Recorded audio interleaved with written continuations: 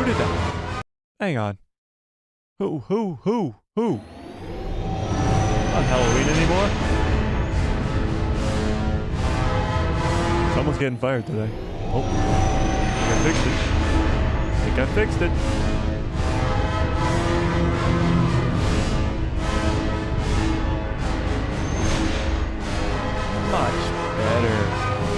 Much better. Are we live? Are we live right now? Hold up. Wait a second.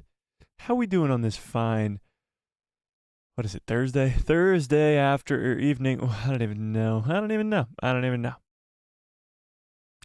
What's up, guys? It's Mike, a guy who loves Star Wars. We got a lot to talk about today regarding the Acolyte show, regarding Ahsoka. I'm not gonna lie to you guys, I'm extremely tired. Jay, what's up? How we doing? Chat? How we doing on this fine Thursday afternoon or evening, whatever time of day it Ahsoka, Season 2, Acolyte news. We got a lot to talk about today, okay? Might be a little bit shorter stream today for other reasons, you know. Thanks, Ian. How we doing? How's everybody doing? Let's start up a poll right away because we gotta talk about this. Do you want Ahsoka Season 2? Okay, I did this video on Wednesday or yesterday, yes, about Ahsoka Season 2 and all the updates about it and how it's supposed to be greenlit, and the comment section was a little negative, I must say. A lot of people were like, no, don't make it. This Ahsoka was trash. And I was like, what? I was a little bit shocked. So I'm interested to see where this poll ends up. I'm very interested to see where this poll ends up, and let's go over some Ahsoka and some Acolyte news. So we talked about this a little bit on Tuesday's stream because Ahsoka Season 2 has been greenlit. Now let's get into this article right away. This is coming from comicbookmovie.com, okay? comicbookmovie.com. Let's just dive right into this right now. Let's do it. Why not? comicbookmovie.com. Ahsoka Season 2 rumored to have been greenlit by Lucasfilm as production eyes move to the UK. So production supposedly has been greenlit, and not only that, but it's going to the UK where they recorded a lot of the original Star Wars movies. Let's just dive into this. Well, it still hasn't been officially announced by Lucasfilm. That is key. So take this all with a giant grain of salt because Lucasfilm can't confirm anything. Now, it's not because it doesn't exist. We're not talking about me just being a liar up here and telling you guys false information. It can't be confirmed because the actor strike is still going on, and the actors can't sign anything. They can't sign on to Season 2. Rosario Dawson can't sign on to Season 2. Iman Esfandi can't sign on to Season 2. Natasha Liu Bordizzo cannot sign on to Season 2 because the actor strike is still going on in Hollywood. Now, the actors and the actors in the studios are coming to an agreement on some stuff, but they're still arguing about a lot of other stuff. There's still negotiations going on between the SAG-AFTRA, which is the Actors Guild, and the Hollywood studios. So they're negotiating right now a new contract so that they can get back to work and get the proper pay and all those other things. So while that's going on, we just have to sit here and wait a little bit. But Ahsoka pretty much has been greenlit. I think it was greenlit before the strikes even started, but let's read this article, okay? So Ahsoka was a largely enjoyable experience for Star Wars fans. I think it was. I tend to think it was, but I don't know. It seems like the comment section of the last video and recent videos in the past, some people didn't really like it. Though the series appeared to be enjoyed most by those who previously tuned into Rebels. That's true. A lot of Rebels fans are really high on the Ahsoka show, and other people who didn't like Rebels or didn't even watch Rebels aren't as keen on the show. Regardless, after 8 episodes, Grand Admiral Thrawn and Ezra Bridger are back in the main galaxy, and Ahsoka Tano finally put her past behind her after being reunited with Anakin Skywalker in the World Between Worlds. As for Sabine Wren, she's a Jedi now. Yeah, a lot of people don't like that either. But yeah. However, despite these major developments, Ahsoka concluded on an open-ended note, that's for sure. So it left off with a bunch of different unanswered questions going into the future. Ahsoka and Sabine and Hugh Wang and Baylan and Shin are all trapped on Peridia, trapped in this new galaxy with no way home. Spider-Man, no way home. And Thrawn and Ezra made it back, but Thrawn came back with a whole army of Night Sisters, a whole army of his stormtroopers, and the remnant of the Empire is waiting for him to come back so that they can unite and take over the galaxy. Let me take a sip of water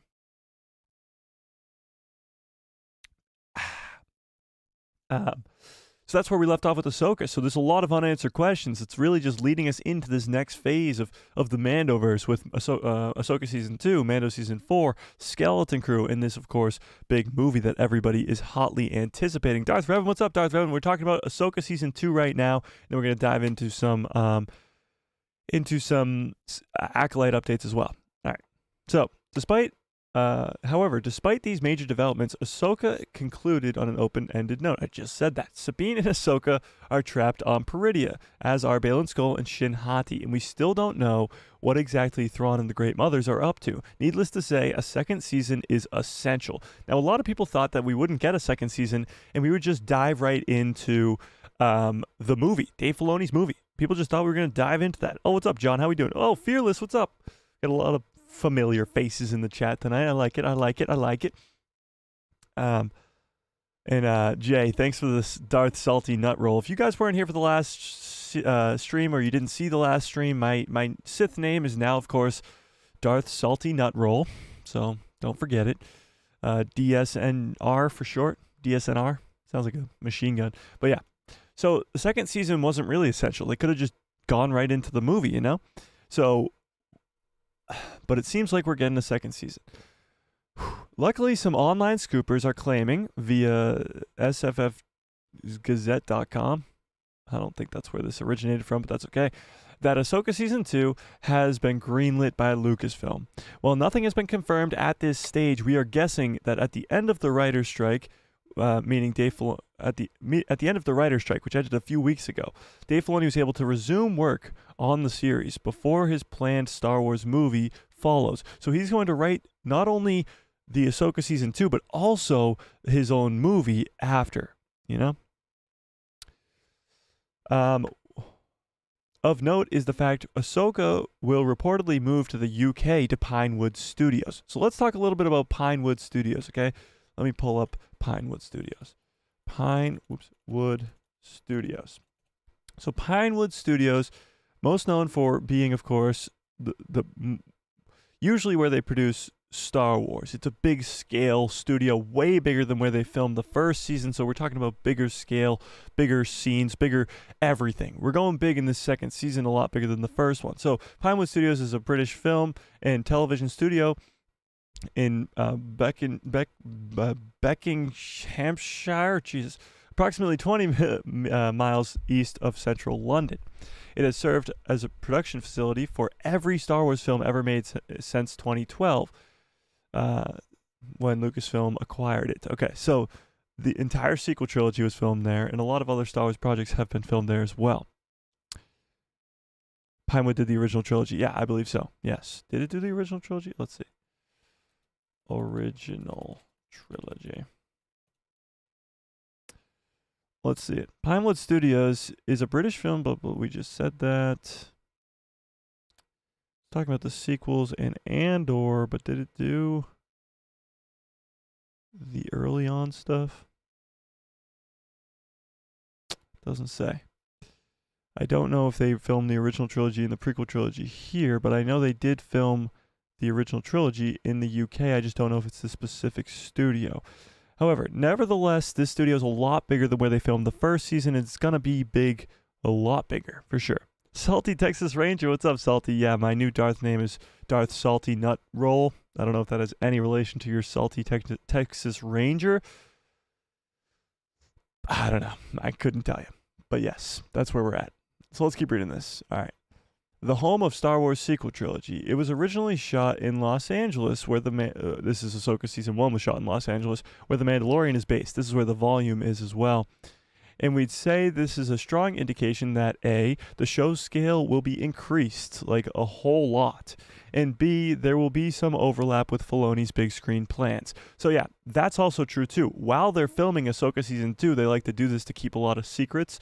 They're going to film some of the stuff for the movie as well. Well, they have all the characters in costume and makeup and all this stuff because it takes hours and hours to put all these sets together and all this other stuff. They're going to use sets from Ahsoka to film the movie. They're going to use characters from Ahsoka to film the movie here and there and just kind of piece it all together. That's what they did with I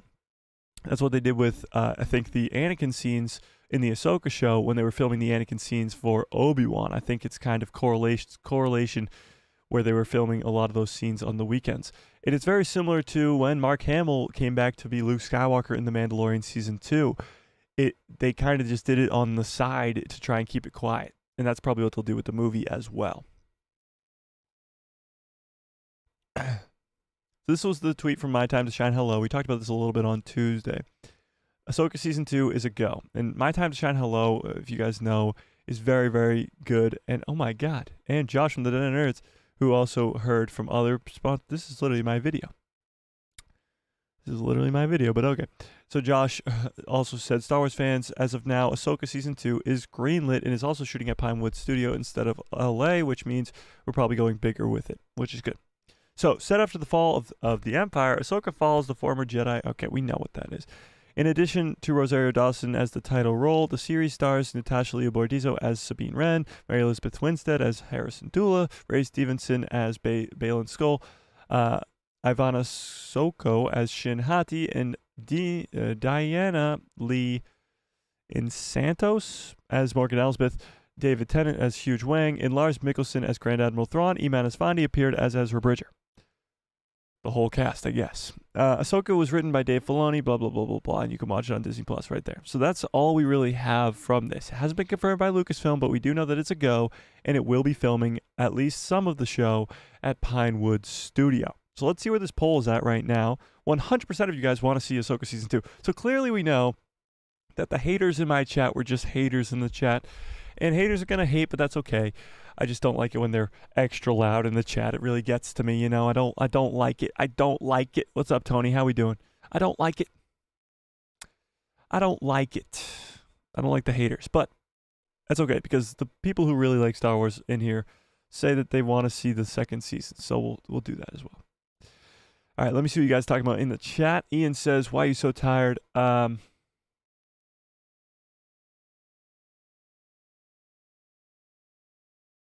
Yeah.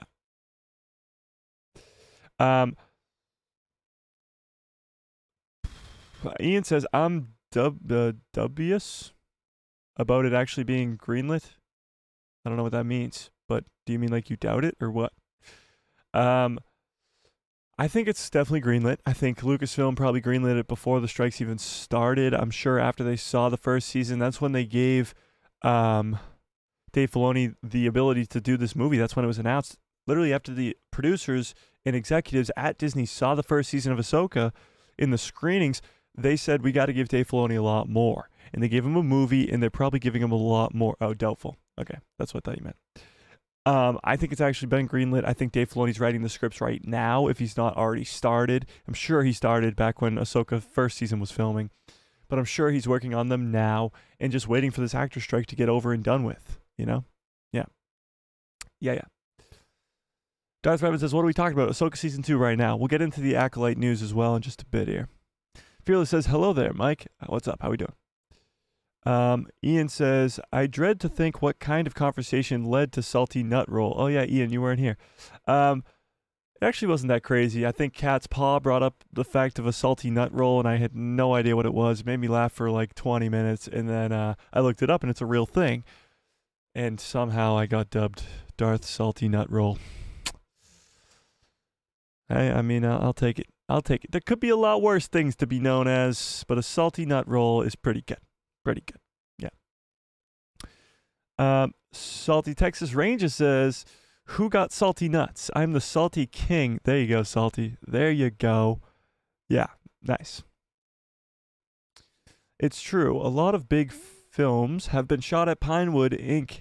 some of the Bond films as well. Yeah, it's a pretty big studio. I mean, England, I should say, is known for some pretty big studios, because England and the surrounding areas all look like fictional places. I mean, you got a bunch of, like, The Last Jedi was filmed up in, I think, Iceland or something like that. Like, all over there is kind of like your typical Star Wars planet type area, you know? What's up, Tony says, Manhattan Beach Studio is overused and needs to be expanded to find other studio locations. Is Manhattan Beach the one they used in LA? I don't know which you're referring to, but yes, I think they got to go away from the volume a little bit. The volume is helpful and useful at times, but when you're using it too much, it's no good. You shouldn't be using the volume that often. Yeah. Darth Revan says, what Acolyte news? We'll get into it, Revan. It's about the writers that they have and just what we kind of know about Acolyte, because Acolyte's coming right around the corner. Hopefully, I'd guess like May of next year would be my hopeful release date for that show, but I don't know. But yeah, I'm really hoping. John Groom says, I watched the South Park episode today. It's genius. Yeah, that South Park special is fantastic. It's really, really funny. Honestly, might go watch it after this. It's funny. It's really funny. Yeah. Salty Texas Ranger says, so did Darth Salty Nutroll study under the cruel tyranny of Darth Menopause? No. Thankfully, no. Darth Salty Nutroll trained under Darth Maul for a little bit, and then actually before Darth Maul, it was Plagueis, then Palpatine, and then Maul. And then Maul went a little bit too crazy for him, so he left and went to Peridia. True story. Tony says, the outdoor set is also small and they need a larger location. True. So when they're not using the volume and they're using the outdoor set in LA, they need a bigger space. They just need a bigger space, and that's what Andor had, like those Aldani episodes of Andor that look like they're huge in scope. Like, that's what we need. We need more of that, you know? Yeah. John Groom says, we need a poll of who should replace Ray Stevenson. And I suppose the poll of who gets into the final poll. Who could replace Ray Stevenson? We've talked about actors before, but honestly, I don't know. That's just not... It's not kind of up for us to decide who should replace the late, great Ray Stevenson. But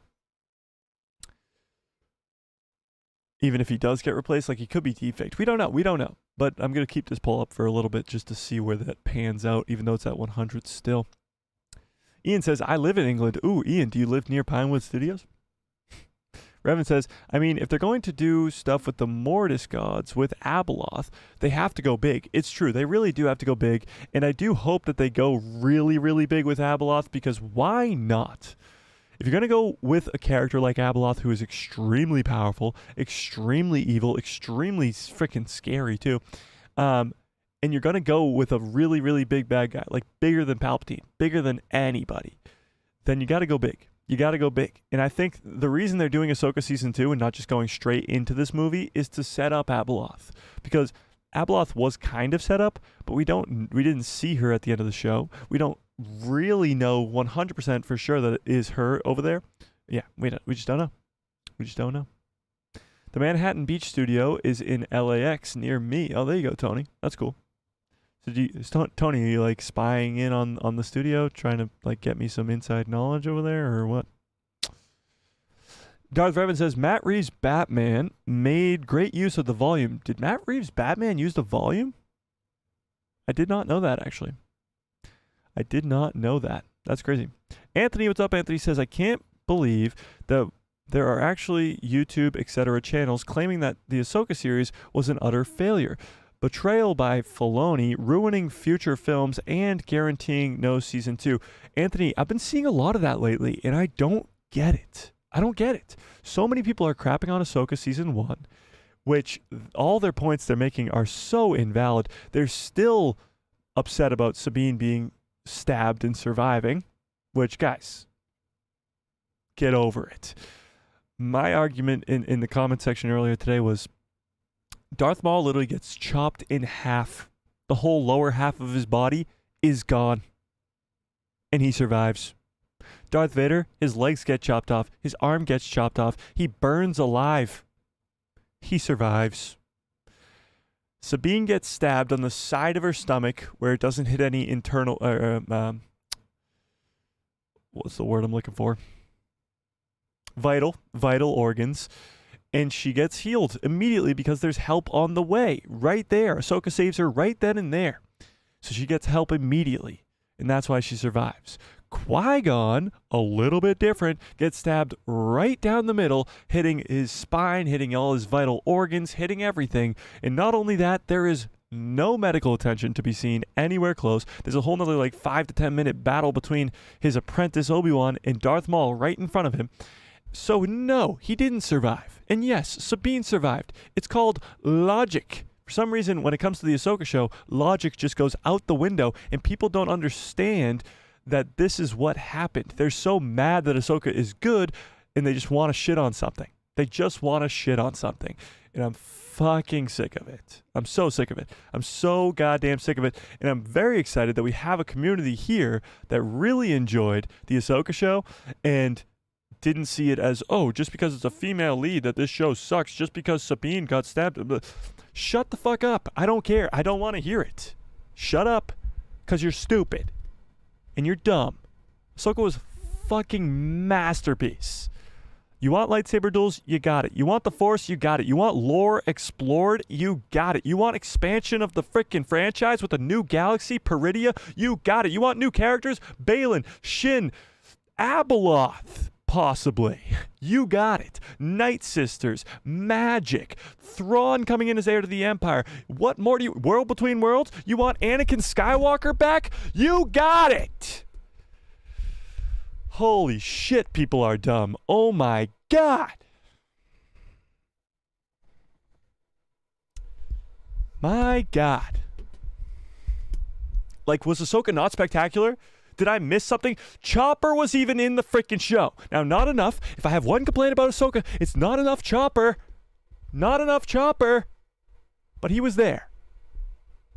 C-3PO. Coruscant. Mon Mothma. Shut up. Shut up.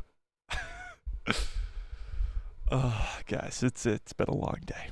It's been a long day. Get the fire extinguisher for Mike. Yeah.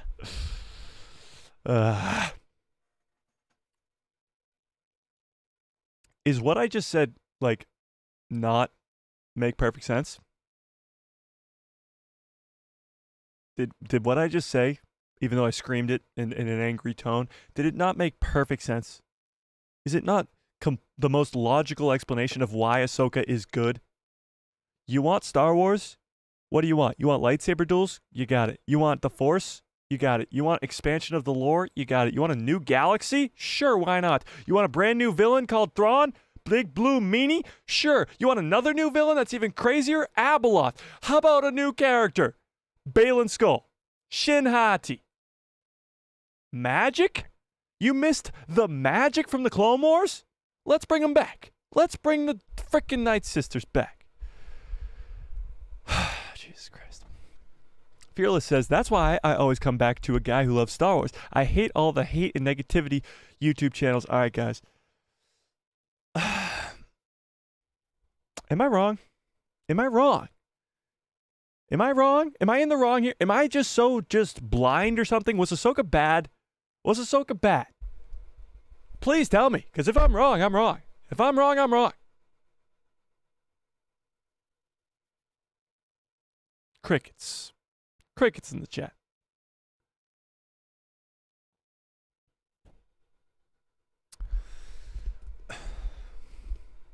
Seems like you guys are on my side. Raheem, what's up? Raheem's World says, tell him, Mike. Ian says, preach. Jay says, the complaints I've heard is that the show went slow, and Hera and Ahsoka and Sabine, when Hera and Ahsoka and Sabine spoke, then there was a 5-second pause between conversations. They're saying, like, the first couple episodes were slow? Well, here's the thing. You have to establish what the story is. And the story, at the beginning of the show at least, was we got to get to Peridia. We got to go save Ezra and Thrawn. And guys, that happened in the first 2 episodes. It literally hit the ground running immediately. The first scene of Ahsoka Tano is her finding the map that goes to find Thrawn and Ezra. We waste 0 time. We jump directly into the story. There's no establishing characters. I mean, they kind of established the characters, but those characters are already established. They established Balin and Shin in the first freaking scene where they come and break Morgan Elsbeth out of prison. And it's sick. It's so sick. He kills the captain in cold blood. They kill a bunch of the other people on board, and they rescue Morgan Elsbeth.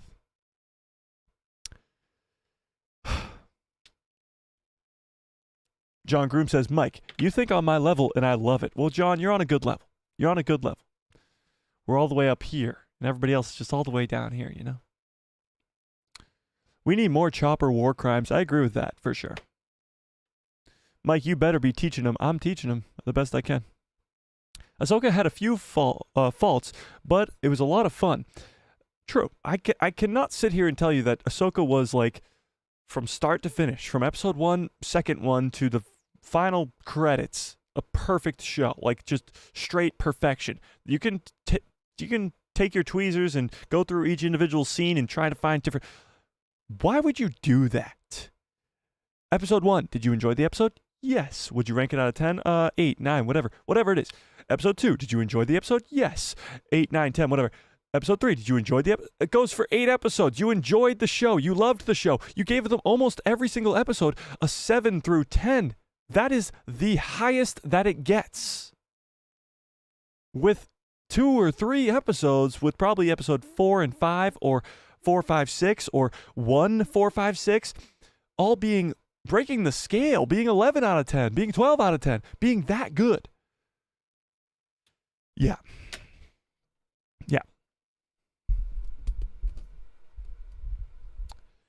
Fearless says, I've even only watched few select channels about Star Wars now because it's getting too much. It really is. I've almost stopped completely watching all other Star Wars channels. I don't watch myself, but completely almost stopped watching all other Star Wars channels because it's just too negative. It's too negative. I don't want to deal with it. I'm making content here to be more positive, but even here on the video I made about Ahsoka Season 2 yesterday, it's negative. And I want to delete the comments, but at the same time, I'm like, it's their personal belief, whatever. I don't care. Let's just leave it there. But it pisses me off to see how stupid some people can be. Salty Texas Ranger says, I only have hate for Leslie Headland and Darth Menopause. Okay, well, Salty, we're about to talk about Leslie Headland in a minute here, so I can't wait to hear what you guys say. Kacha, what's up? Kacha says, Ahsoka was weak AF. Overrated. Only a shell of the former Star Wars. No heart. Blank, boring stuff. I don't care about Disney Star Wars. Kenobi, Ahsoka are proving that for this embarrassing storytelling. Right on time, right on target. Let's break it down. Ahsoka was weak AF. Ahsoka the character or the show?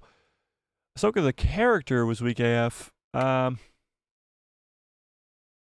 mean, she doesn't really do anything too crazy. But Ahsoka the show was weak AF is a little bit weird. Ahsoka the show was absolutely incredible. There's not probably a single person in the world that could have watched episode 5 and said that that was weak. So, yeah. Overrated is definitely not the case because it seems like everybody hated the show. Only a shell of former Star Wars. Wow. Only a shell of former Star Wars. Let's see. What is Star Wars to you? The tragedy of Anakin Skywalker? Well, there you go. That's the end of the tragedy. He finally found the way to save the ones that he loves from dying. That's what Ahsoka was. No heart. Blank and boring stuff. Boring. Let me guess. Andor fan? Anthony says, Mike, ironically, I loved that the story was taking its time, yet consistently moving and adding things on. It felt like most of the movies. It's very true. It's very true. It took its time. It told the story it needed to. 8 episodes, no filler, and straight fire. The entire way. The entire way. I saw a funny video today. People complaining about the sequels, lightsaber duels, and Ahsoka's lightsaber duels. I saw a video of Luke Skywalker about to be thrown into the Sarlacc pit. Cast your mind back to 1983. Luke Skywalker about to be thrown into the Sarlacc pit. R2-D2 throws him his lightsaber from his head, throws him his lightsaber, he catches it, and he starts slicing and dicing. When Luke Skywalker is slicing and dicing, he literally looks like an idiot. He's waving his lightsaber around like it's a wiffle ball bat, and he's hitting people over the head. Talk about complaining about stuff without actually realizing what you're complaining about. You're going to complain about the choreography in the Ahsoka show when it is a trillion times better than the original trilogy that you love so much. I love the original trilogy. I have zero faults with the original trilogy's choreography. None. Zip. Nada. Sometimes I think about, should they go back and redo the Obi-Wan versus Vader fight in A New Hope? No. Do not touch it with a 10-foot pole. It is perfection. It doesn't have to be Revenge of the Sith every freaking time, because if it is, that makes Revenge of the Sith even worse every time. You're not trying to one-up yourself.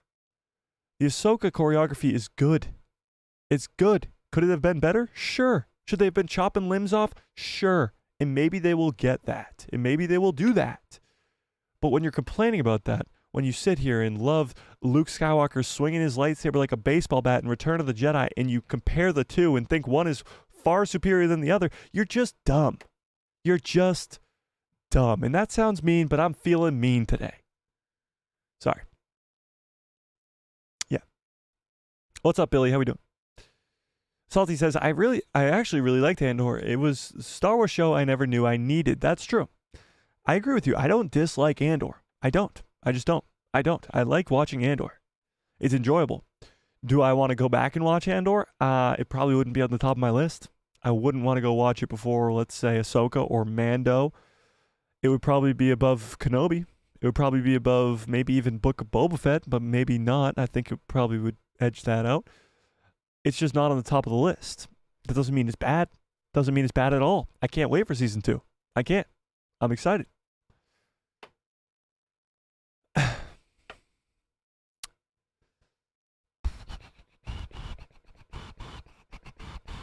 Anthony says, I have to wonder, what does Marshall Cobb Vance's chest and shoulder look like? Why? Because he got shot? Is that what you're talking about? Because he got shot?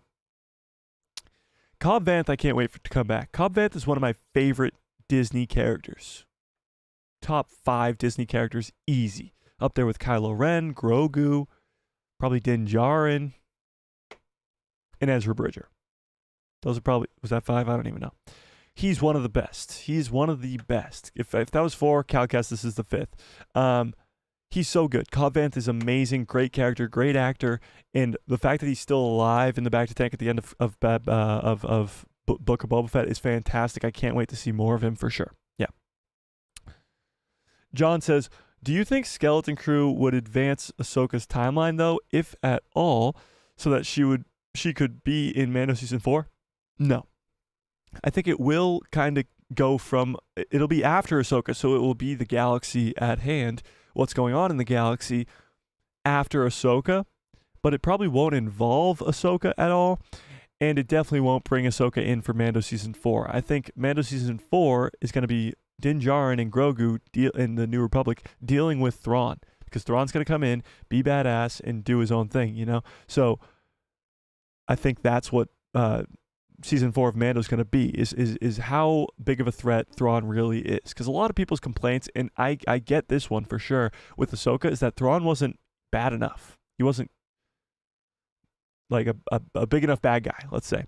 So I kind of agree with that. I mean, it was just the introduction to Thrawn, what he did, how powerful he was, how strategic of a mind he is, came through for me, but a lot of fans, I can see where the disconnect kind of was. So getting him versus not 3 Force users, it's Thrawn versus Ahsoka, Sabine, and Ezra. That's a little unfair.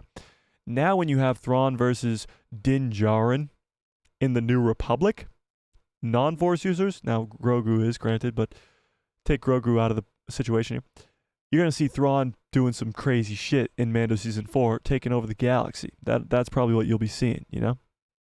We'll see. Fearless says, I guess the more your channel grows, the worse it will get with the negative people. Yeah, and I'm trying to ignore the negativity. It is growing for sure.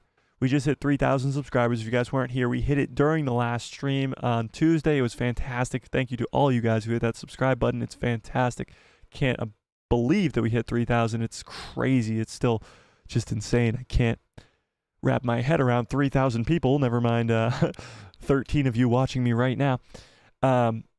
It's crazy. But yeah, as the channel grows, for sure, you're going to get a lot more negativity. I'm just trying to tune them out and listen to more of the positive stuff, because honestly, I don't care. I don't care if you like Ahsoka or I like Ahsoka.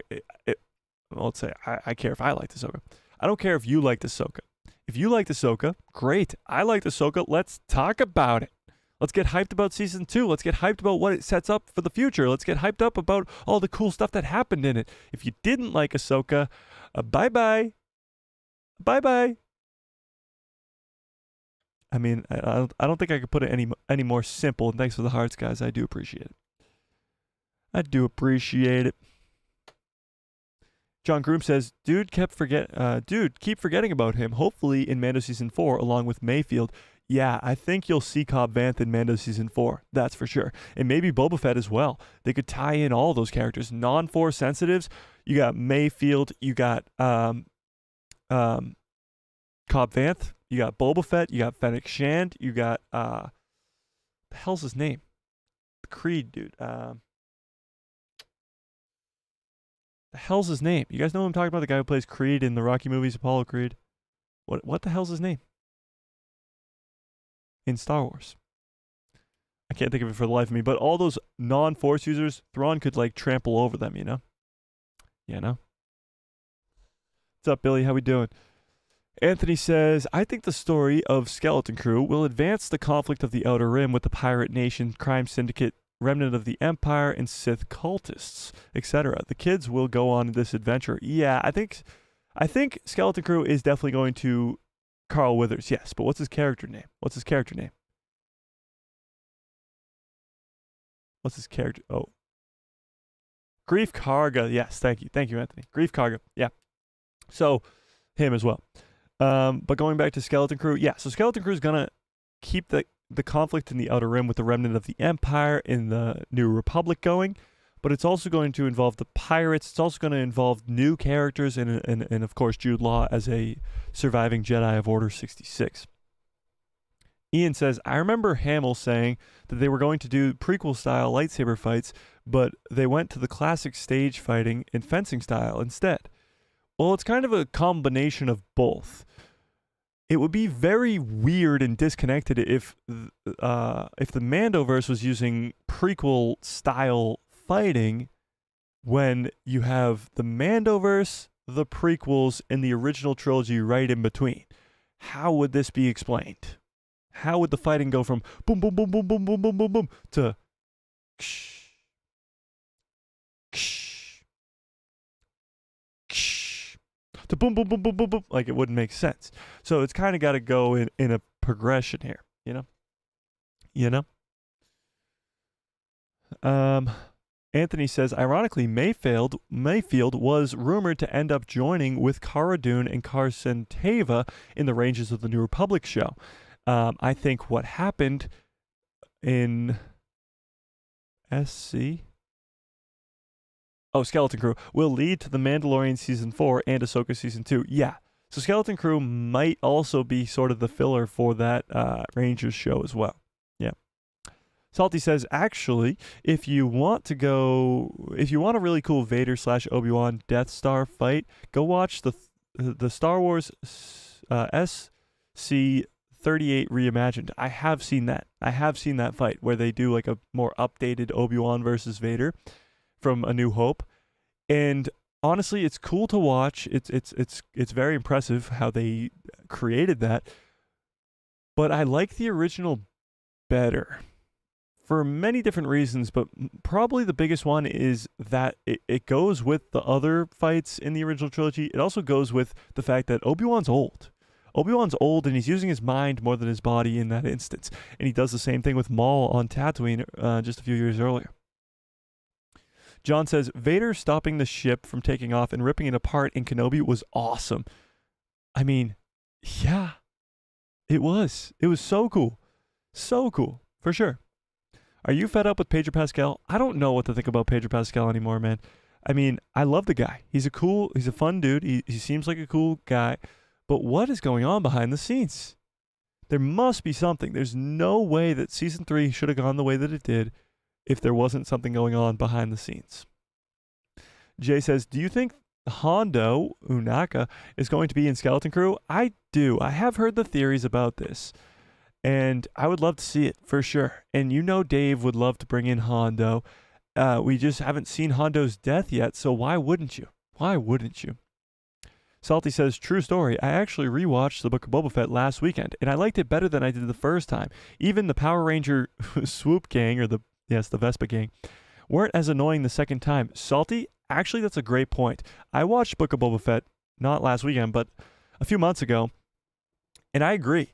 I think watching Book of Boba Fett makes you enjoy it more. Not only because you know where it ends off, but also because you think about the Book of Boba Fett worse and worse and worse the less you've watched it. Let me rephrase.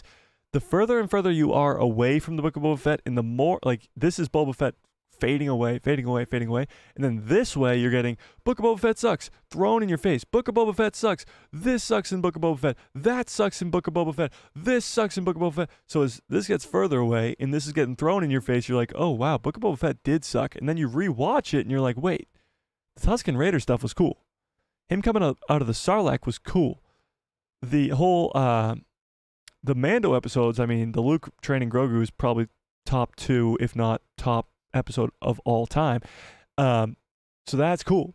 Cad Bane in live action, so cool. But that's just because I'm a huge Cad Bane fan, so I can't really speak for all of you when I say that. But Cad Bane, so cool. And the finale's not that terrible. It's a slow chase scene, but it's better than The Last Jedi's slow chase scene. But that's a whole nother story.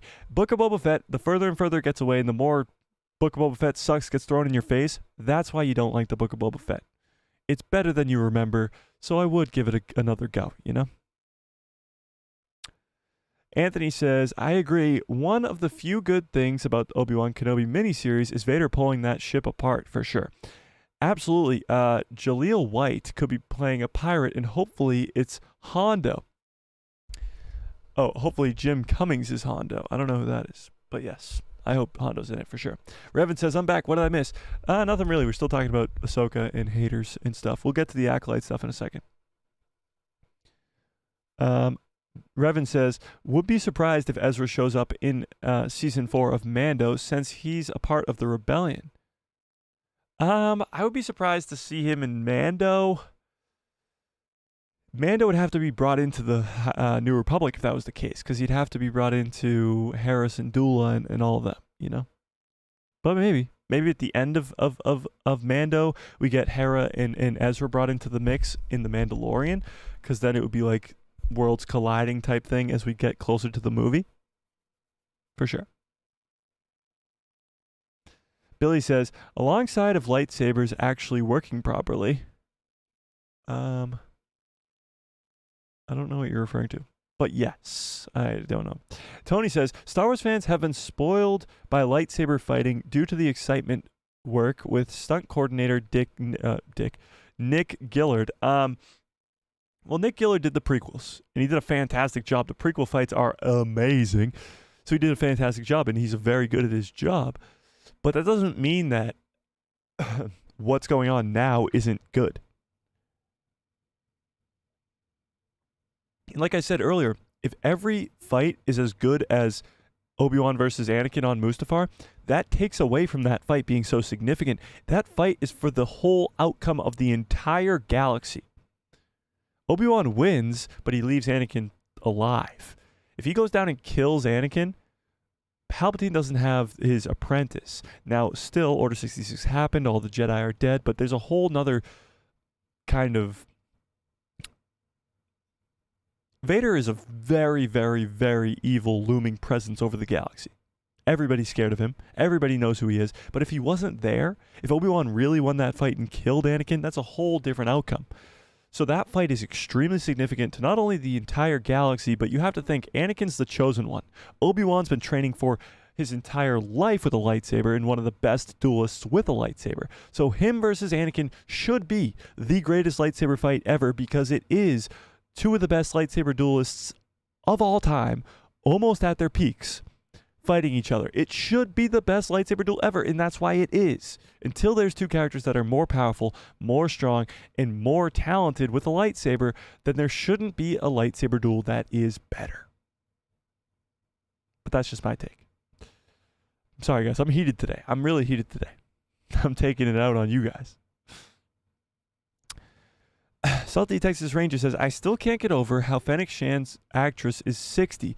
I know, that's crazy. So I think it's Ming-Na Wen. If I mispronounced that, I apologize greatly. But Ming-Na Wen is the actress who plays Fennec Shand in the Book of Boba Fett in The Mandalorian. She's 60 years old, and I think Tamara Morrison's 60 as well. So the fact that they're just jumping around doing all that crazy stuff is wild. Wow. Fearless says, I always liked Book of Boba Fett. I always liked it, but I didn't know how much I really liked it until I watched it back again, you know? Those two Mando episodes are some of the most... Oh, they're so good. So good. Tony says, I enjoyed rewatching the Book of Boba Fett from a fan edit, interesting, that made the story better than the flashbacks used that were originally aired. Interesting. I've never seen that, but that sounds cool. I want to see Ezra meeting Luke, Ian says. That would be cool, for sure. They're about I think they're born on the same day, no? So they're about the same age, or they are the same age. That would be cool, for sure. Those are two legendary characters, in my opinion. I know a lot of people aren't as high on Ezra Bridger as I am, but yeah. Geeks and gamers could be described as haters. Drives me mad sometimes. I don't think I've ever seen a video of theirs, but sure. I could not speak to that. I don't know them at all. Anthony says, yet too many Star Wars fans don't understand. The era of the Republic is 30 years, and the Force users existing now are different lightsaber wielders. Boken Jedi. That's true. Ezra Bridger, Luke Skywalker. Actually, all but Ahsoka. And Balin, I guess. But even still, if you were trained at the Jedi Temple, you're trained in different... Each Jedi or each lightsaber wielder, I guess, has a different form. There's forms of lightsaber dueling. So there's the defensive form, there's an offensive form, there's different types of forms of lightsaber duels. Now, I'm not fully up to date on my forms of lightsaber. I don't have them memorized, I should say. But each Jedi or each Sith or each anybody wields a lightsaber differently. You know? Who's not Boken? I don't know what you're saying. What's up? Darth Fernando says, yo, what's up? I'm the guy on Twitter. Oh, Fernando, what's up? What's up? How we doing? Glad you can make it. Oh, and Cal. Yeah, Cal Kestis, this is true. He's not a Boken. Yeah, no, he's not. Yeah, for sure. Mike, I'll give you the link in the Discord for the fan edit. Okay, cool, yeah. Send that link in the Discord for sure. I'll check it out. Oh, well, while we brought up the Discord, let me bring up something as well. We got a bunch of you guys here. If you want to become a member of the channel, support the channel. It's the best way to support the channel. You can become a member, which gives you that cool, awesome lightsaber badge that you see next to a few of the names in the chat tonight.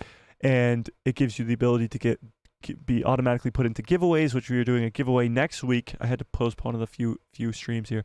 Next week, we're doing a giveaway, so you automatically be entered into that giveaway if you are a member. You also get access to a private Discord channel as a member, and we're about to start doing members only streams a few times a month for sure. So it's just 99 cents to start, and then there's a $5 tier and a $10 tier. So if you want to become a member, it is the greatest decision you'll ever make in your life. So think about it. Where was I? Jay says, have you seen the Lego Star Wars show that has Kylo's fall on Disney Plus? No. Lego Star Wars show that has Kylo Ren's fall to the dark side? I don't know what you're referring to. Darth Evan says, Mando's working to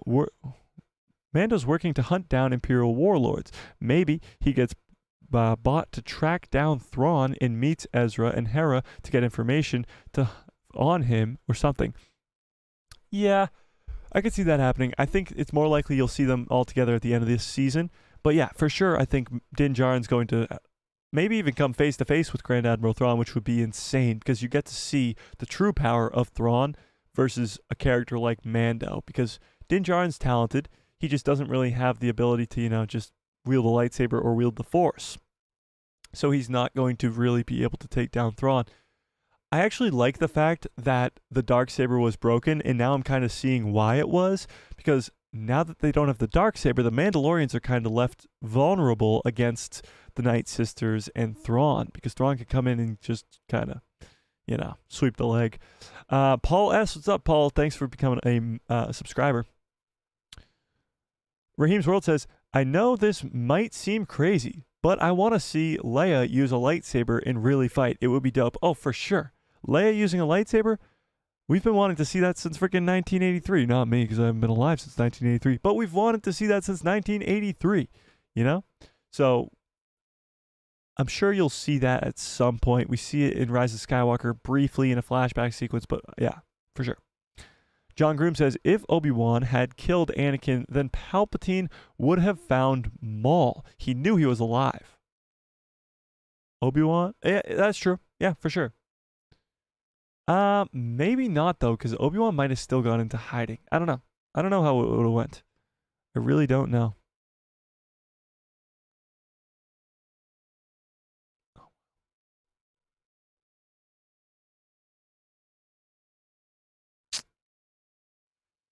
Okay. Sorry. Yeah, I don't know how that would have went. I don't know.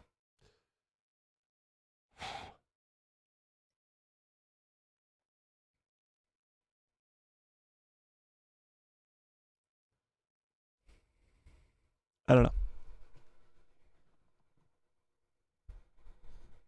Yeah. All right. Hang on. Where were we?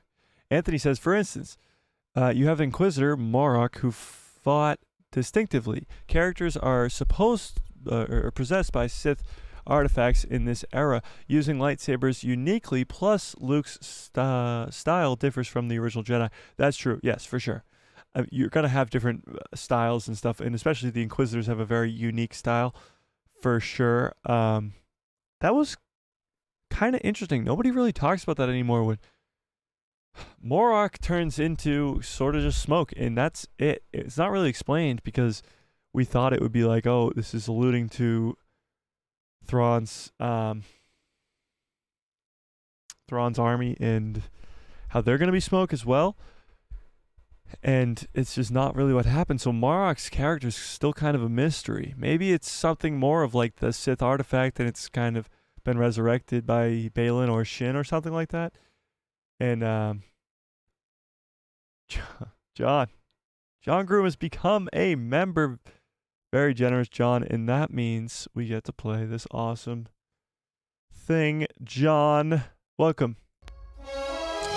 Welcome to the people who love Star Wars.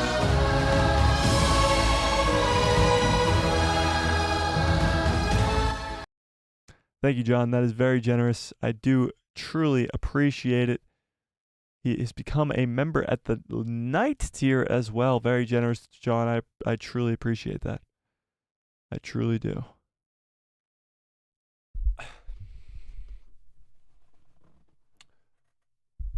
Okay.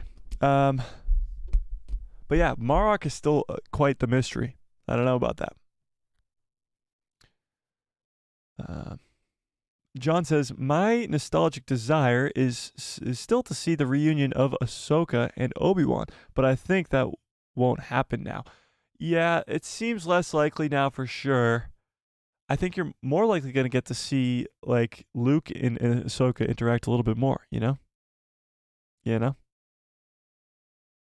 Thanks, John. I do appreciate it for sure. It means a lot for sure. For sure.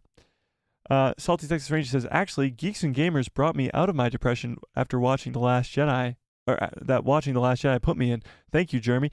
I literally can't speak to it, so I don't know if they're positive or negative over there. I could not tell you. I don't know. I just don't. But sure, that's good. Darth Fernando says, the other helmet Well, what other helmets do you have besides the Boba Fett one to your right? Oh my god, I have a Boba Fett helmet to my right. I didn't even notice. Has that been there this whole time? Who put that there? Has that been there the whole time?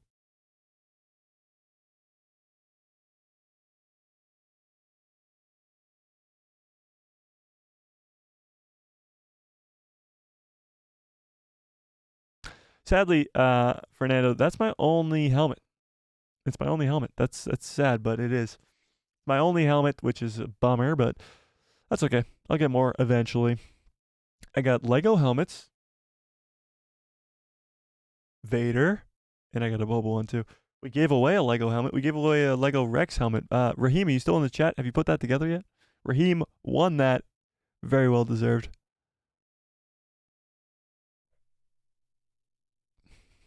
Tony says, I agree. What I was talking about is the lightsaber training by Nick Gillard started in 1999. So he had trained actors in Star Wars since then. No, he hasn't. He only did the sequel, the prequel trilogy. You know. Logan, what's up? Logan says, obviously, we all want season 2. Who wouldn't? What's up, Mike? Sorry I'm late. Logan, you'd be surprised. At least 5% of you don't want it, but in the chat right now. But you'd be surprised, Logan. A lot of people don't want this second season. A lot. Now, actually, did we do a poll of this on the community tab? Let's go to the YouTube channel here.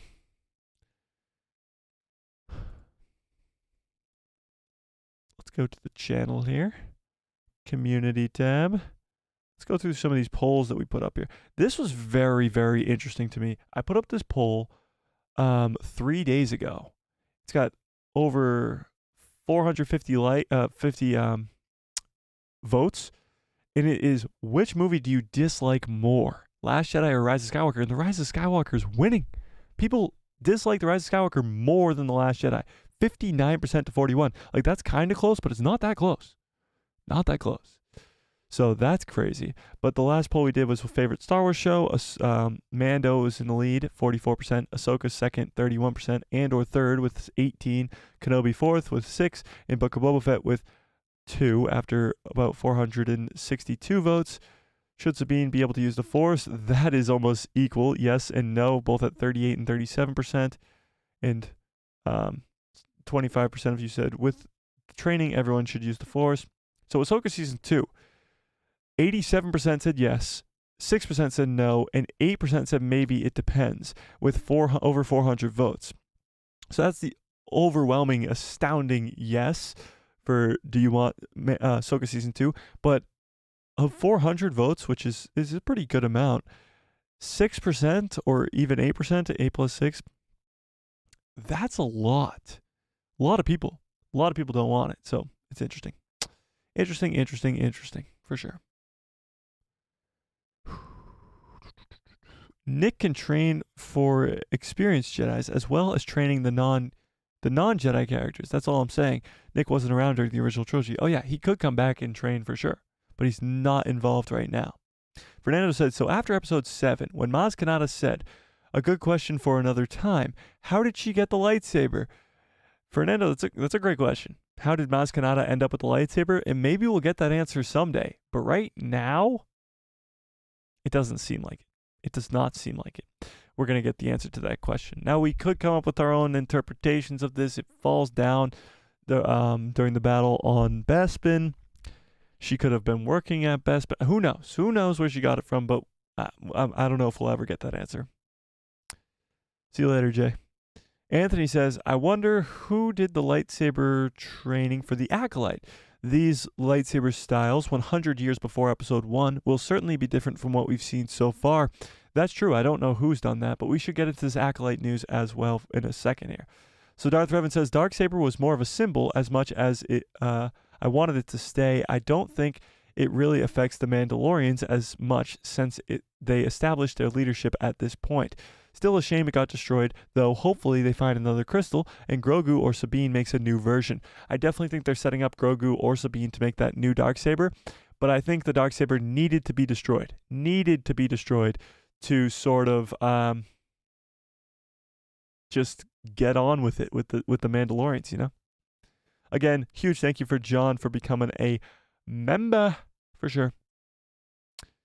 John says, imagine one day when you have more subscribers than Theory. Oh, that would be crazy since he has 3 million subscribers and I have 3,000 subscribers. But that would be absolutely insane, for sure. That would be wild. Honey Badger. What's up, Honey Badger? It's been a while. Says, yes, I want Ahsoka Season 2. I want to see my purple hair twin wife, Sabine. And hello there. Apologize for my absence. Don't worry about it, Honey Badger. We are very happy to have you back in this stream. It's very nice seeing a familiar face in there. And yes, Honey Badger has dyed his hair pink, just like his wife, Sabine Wren. Now that, my friend, is commitment to his wife. It is awesome. Awesome, awesome. Glad you're back, Badger. We missed you. Brandon says, did you hear Outlaws game has been reportedly delayed till next year? Well, isn't it supposed to come out next year? Or just delayed till the year after? I have not heard this, Brandon. Where are you getting this from? Star Wars Outlaw delay. Let's see.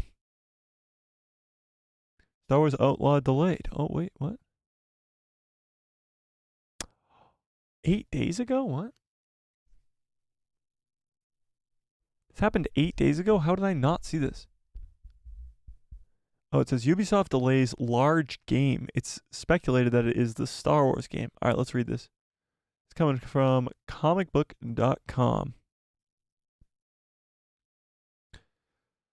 Let's read this. Star Wars Outlaws may have been delayed by Ubisoft. Ubisoft has released a report for the first half of the fiscal year, and in it, the company noted that a large game has its planned released before the end of the fiscal year and has been pushed to 2024-2025. While Ubisoft doesn't outright say the game, there has been speculation from the Video Game Chronicles that the title in question is the Star Wars Outlaws. Ubisoft has never offered a concrete release window for this game, but it has long been expected to arrive before the end of the company's current fiscal year, which comes to a conclusion March 31st of 2024. Okay, so what they're talking about with the fiscal year doesn't mean a year like January to January. It's talking about, oh, Jessica, what's up? It's talking about their year. So their year ends in March of 2024. So that's not the craziest delay. I mean, that means it could come out in April of 2024 or any time in 2024.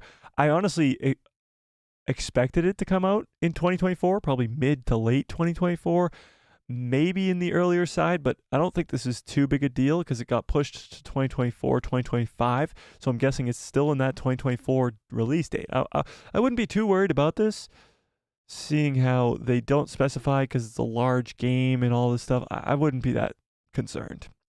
I'd still expect it to come out at any point in 2024 after March. I mean, it's not that crazy. Not that crazy. But good catch, Brandon. I didn't even know about that.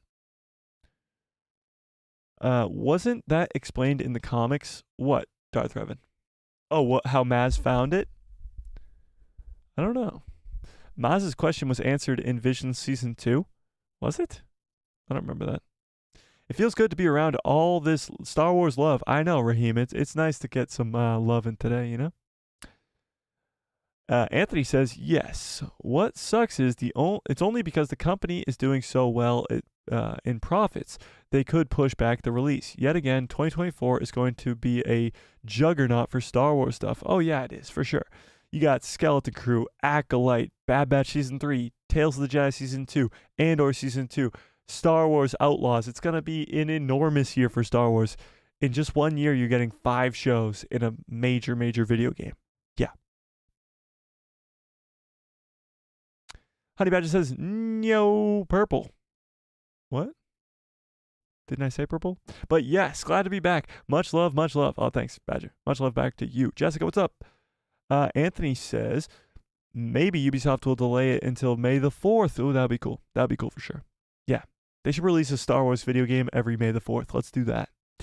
That would be hell of a release date for an open world Star Wars video game. Yeah, it would. Imagine all the people playing that on May the 4th because it's Star Wars Day. That'd be awesome. Ubisoft probably will be adding more Star Wars content and needs it to be more like Survivor. They need more time on the game, you think, Brandon? I don't think so. Maybe, but I don't know. Jessica says, sorry for my absence. Been really busy lately. Prepping for a con this weekend. Ooh, that's cool. Jessica, that's awesome. And don't you guys ever worry about not being here for a few streams or for months on end. I don't care. Just come back. Just promise me that you'll always come back.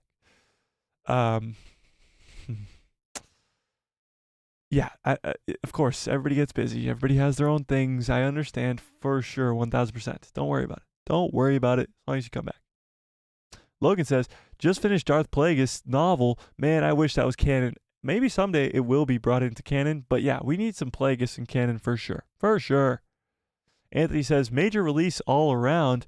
And we haven't been talking about Phase 3 of the High Republic in the prequel novel. Star Wars The Living Force. Yeah, I know. Anthony, I'm sorry. Phase 3 of the High Republic is starting. And the cover of this book, man, looks incredible. Let's take a look at this. What's the book called again? I'll just look up Phase 3 High Republic book. Check this book out. Check out the cover of this thing. Wait, what? Where's... Oh, here. Check out this cover. Does this not look badass as fuck?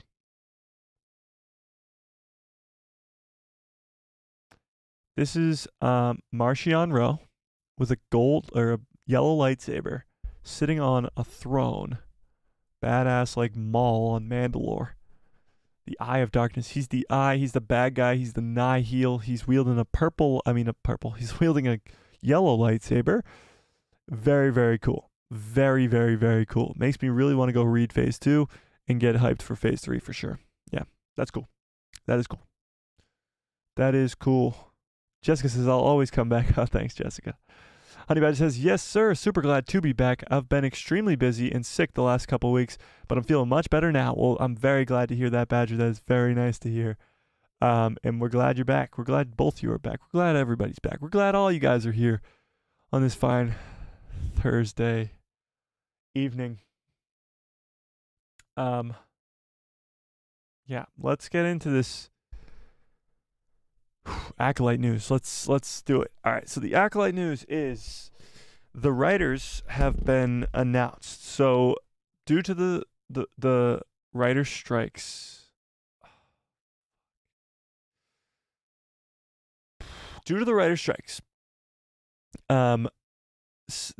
the release of the writers for the Acolyte.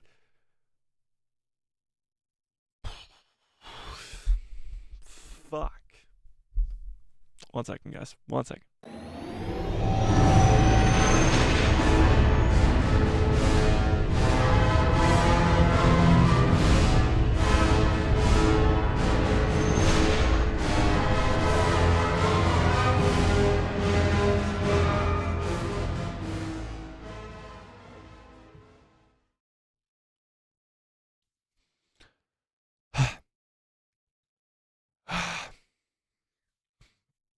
All right. Due to the writer's strike, there's been some leaked stuff about the writers for each episode of The Acolyte. It's given us a lot of information regarding the Acolyte show in general, and it is pretty cool. So let's end this poll as 96% of you. Let's see if the math is mathing. Oh, I guess not. It is not. But we'll deal with it. 96% of you. Oh yeah, Badger, you haven't seen the new intro. Yeah, that's the new intro. It's very, very cool. I seem to like it a lot. But yes, that's the new intro. 96% of you do want the Ahsoka season 2, even though the math is not mathing. Honey Badger says it's a great day. My Halloween was great. Some people get candy. I finally bought a car. Awesome. And when you get your sub thing fixed, I will become a member of the people who love Star Wars. We got it fixed. We got the 3 members. We got the intro. We got the song thing. We just had John become a member too. It is cool as fuck. Yeah. That was a dope intro. Thanks, Badger. Thank you. Sorry, guys. I'm completely out of it today. Let's dive into this news. All right. Let's just do it. Fuck. All right, let's dive into this. Acolyte news you've all been waiting for. The Acolyte. This is very cool. So the Ahsoka show went by a lot of our own, like, just the Ahsoka. Let me show you what I mean. Ahsoka show. The Ahsoka show. This is what I'm talking about here. This Ahsoka thing on the side here is a world between worlds portal type thing, and this was the sort of yeah,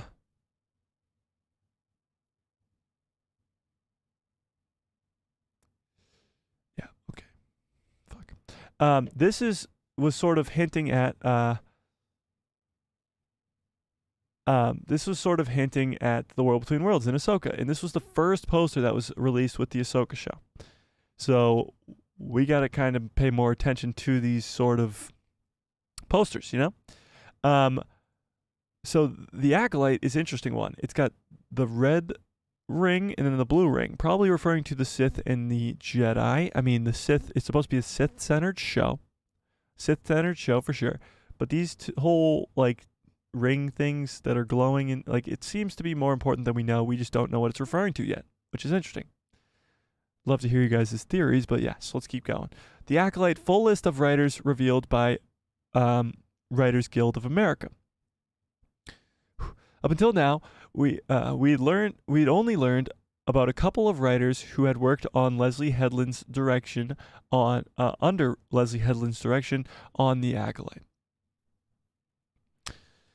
Names like Charmaine de Great, I'm so bad with names. Jason and Joyce, sure, I don't care, have popped up in the past year.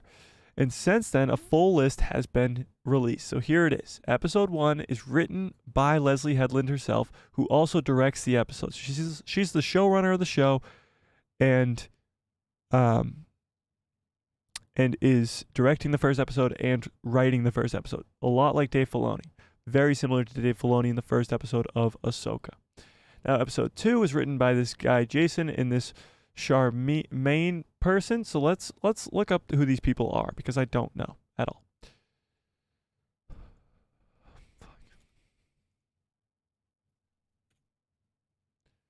Oh, what a handsome fellow. Let's see.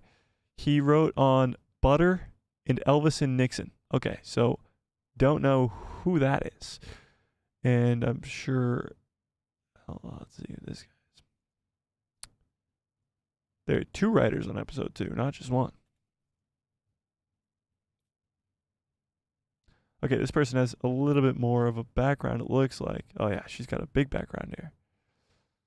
House of the Dragon. Ooh, interesting. The 100.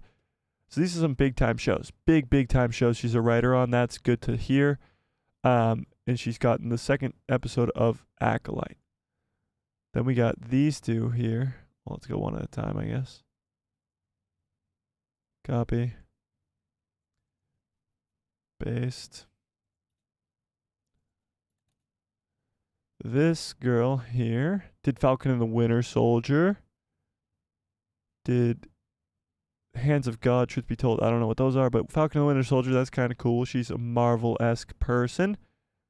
Who else we got here? It's honestly, what's interesting is they have 2 writers on every single episode except for the first one, which is, and the last one, which is, of course, Leslie Headland, who's the showrunner. But they have 2 writers on every single episode. Isn't that weird? 2 writers. Which honestly makes me happy, because the more the merrier when it comes to writing, because you can't really blame one person, but you also have multiple minds sort of working on these things. House of the Dragon again. House of the Dragon is a spectacular show. And if we're getting any writers from that show, that's fantastic. So we only got 2 more here, I think, because the rest are all repeats. So let's get these last 2. Let's do it. Oh, what? We already did this, lady? Or did I just not copy it? Oh, I didn't copy it. Copy. Paste. This lady did The Watchmen. That's good. The OA I've heard of, but I've never watched it. But The Watchmen's a great show, so that's good. getting her from there. You need a good track record when it comes to this because people are gonna, just like us right now. Oh shit! I just copied that. People are going to dissect the shit out of your work that you've done before. When you're coming to Star Wars, for sure, Star Wars fans are going to do that. That's what we're doing right now. This guy has done The Acolyte. Interesting. Mr. Robot, I've heard, is a very good show. I have not watched it, but I've heard it's very good, and the writing for it's very good. So that's good, too. Seems like a lot of good writers on this show, which gets me excited, because The Acolyte is a Sith-centered show, and it does seem like it's very, very, very good.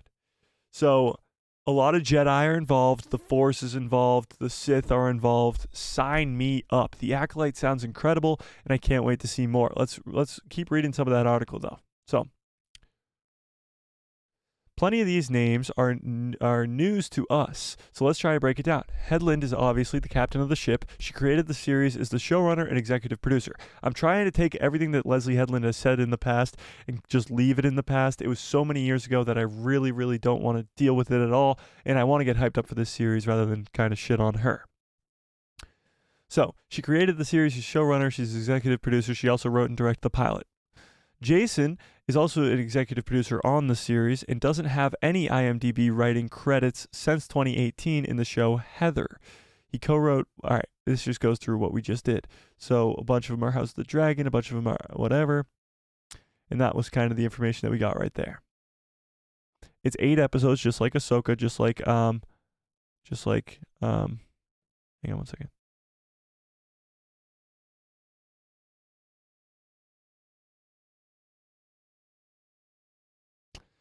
Sorry. It's 8 episodes, just like Ahsoka, just like Mando, and all that other stuff. So we'll see. We'll see. The Acolyte is set 100 years before the Phantom Menace, which is cool because it's the first time in live action we're going to this time period. Because we just talked about some of the High Republic stuff. The High Republic is very intricate and thought out. It's like an 8-year plan of cool kind of content, you know? So getting that fleshed out in live action is what we want. It's planned out. It's ready to go. So that's 100 years before Phantom Menace. We'll focus on the dark side Force users, most likely Sith, as a mysterious thriller set in the final days of the High Republic, focusing on Amandla Steinberg, who's going to be the main character. The main story focuses on an investigation of the series of mysterious crimes. Kicks off with a reunion between her and her former master, played by Li Zhang-Cha, who was the guy from Squid Games. So there's going to be Jedi, there's going to be Sith, there's going to be mysterious crimes, investigations, all this stuff. This series is set to debut on Disney Plus sometime in 2024. I would say it will be in the earlier half of 2024, but I wouldn't be surprised if it was like in May or June or July. A second season has been planned, though unknown if it's in development at this moment. Okay, so a second season is most likely going to happen for this show. It's a multiple season show, which is cool. But they probably are going to wait to see how it performs if it gets a second season. They don't want it to be really, really bad and perform poorly and then greenlight a second season before it's ready to be greenlit, you know? What's up, Cole? How we doing?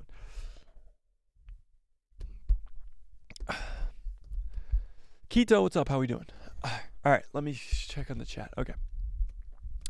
What? So if I sub, there's going to be something that pops up now? Oh, there's a song. There's a song for sure. Yes, Badger, for sure. Darth Revan says, maybe a Jedi switching sides and becoming a Sith apprentice. That might be what's going on, because it talks about Amandla Steinberg and coming back together with her former master, former Jedi master. So maybe she turned to the Sith. John Groom says, I hear Eric Cartman is working on The Acolyte. Yes, he is. Yes. I hope they go dark on Acolyte. I do too. I mean, in the trailer that was leaked out from Star Wars Celebration, there's like a whole line of Jedi, and they all ignite their lightsabers at the same time.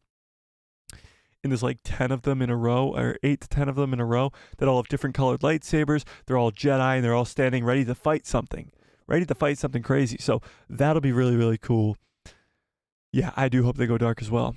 Fearless says, I'm hyped for The Acolyte. Me too. Yeah, me too, for sure. I believe Headland has read the Dark Plagueis novel. Yeah, I think she has. I think they've mentioned Plagueis for sure. For sure, yeah. 100%. Honey Badger says, off topic, Off topic, the OG Fortnite map in Loot returns tomorrow in a new season of Fortnite. You down to play? Oh, I 100% am down to play. For sure I'm down to play tomorrow night. Yes, 100%. Yes. Are you guys going to be playing the new Fortnite, OG Fortnite map coming back? Hype. Give me a 1 into the chat if you're going to play OG Fortnite. Yeah. Cole Rita, what's up? Cole says, I prefer if they are going to go with an 8 episode that each episode is longer than Ahsoka had, close to an hour. Yeah, I just want the story to be told correctly, so however long that takes. Yeah. Darth Evan says, are the books also set 100 years before The Phantom Menace? And could we get some sort of crossover? Okay, good question, Darth Evan. The books, the first phase of the High Republic takes place 250 years before The Phantom Menace. So that's 150 years before Acolyte. However, phase 2 takes place even before that by hundreds of years, I believe. But phase 3 takes place after phase 1. So it goes back and then forward. So it's like the original trilogy, prequel trilogy, sequel trilogy. That's how the books work. That's how the phases of the books work. So I think the third phase, which we are getting right now and is going to come out almost alongside of the Acolyte show, are probably going to be around the same time. So you are going to get some crossovers, like a character that is in phase 1 of the High Republic is Vanestra, I believe her name is. She has been teased to be in Acolyte. I think almost confirmed. I don't really remember, so I can't really say for sure. So don't take that with a grain of salt. But she is supposed to be in the Acolyte show, so there will be crossovers for sure. For sure, there will be crossovers, but I don't know how many. Yeah. I believe the books are set several hundred years before the Acolyte, I think. Yeah, not several hundred, but they are 150 years at least. Yeah. No Way, a song? That's so dope. Yeah, it's really cool. We played it earlier for John. I'll play it at the end of the stream, or if you become a member, we'll play it then. Logan says, according to Plagueis, once you're a Jedi, you can't be a Sith Lord but you can be a dark side user, confirming to the wills of the dark side. That's according to Plagueis in Legends, though. It could be different. You know. Joe says, "What's up, Joe? How we doing?" A bunch of you playing that. They mentioned Plagueis. That gets me even more hyped. I think they didn't. They might have mentioned Plagueis in like an interview or something. Plagueis is not confirmed to be in the show, though. Yeah, Yoda and Yaddle better make an appearance, or I'll be disappointed. Well, Yoda is definitely probably going to be in the show, or at least mentioned in the show, because he's a Jedi at the time and he's alive at the time.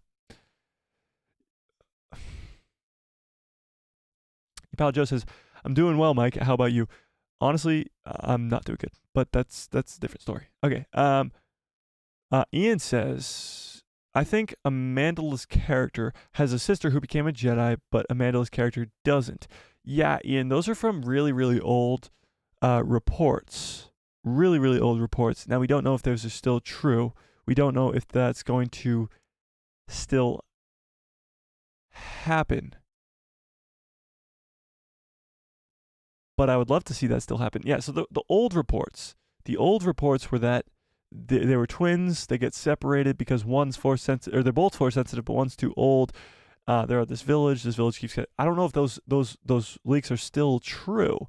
So we don't know if there's been sort of switcheroos going on in the background and stuff like that. We'll see. Yeah. Ian says, I want to see Uriel Poof. Yes, Uriel Poof, who is also a Jedi member on the council during the time of the prequels. I'll show you. Uriel Poof. I don't know how to spell it. Uriel Poof. Yeah, here he is. This guy with the long neck and the cool-looking swagalicious man right here. This guy, this handsome fella, he is hundreds of years old.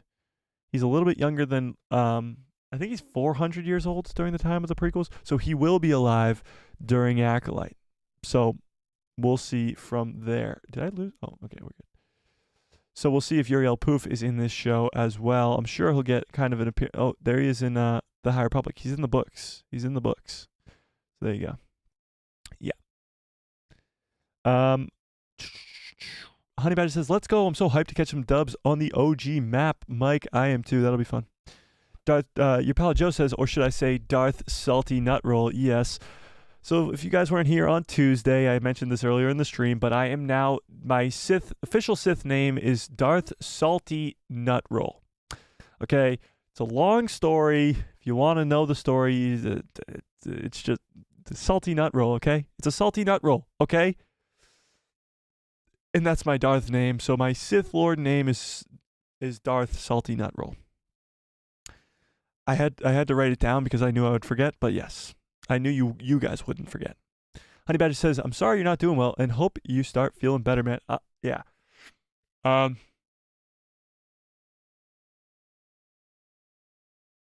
Yeah.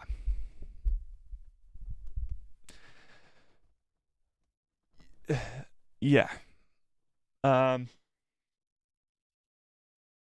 fine, like health-wise, but yes, yeah, it's just, yeah. Pal Joe says, "I'm sorry to hear that, buddy. I hope this stream is taking your mind off it a bit." Yeah, that's the whole idea. That's why I'm streaming today. I was this close to canceling the stream right before I started. Like, I had 2 minutes before stream time, and I was like, I don't know if I can do this. But that's kind of why I'm here. Just sort of distracting myself, to say the least. All right, let's do this.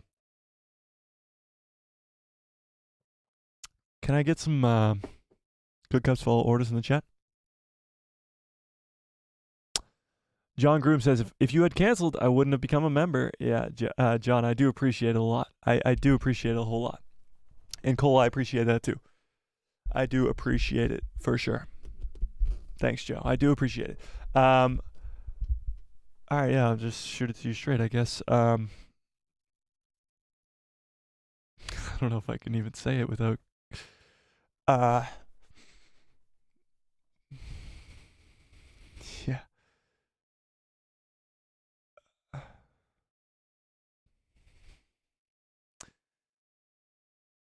I can't do it. I can't do it. I'm going to the intro scene. Sorry, guys. Stream is not ending. I'm just going to say.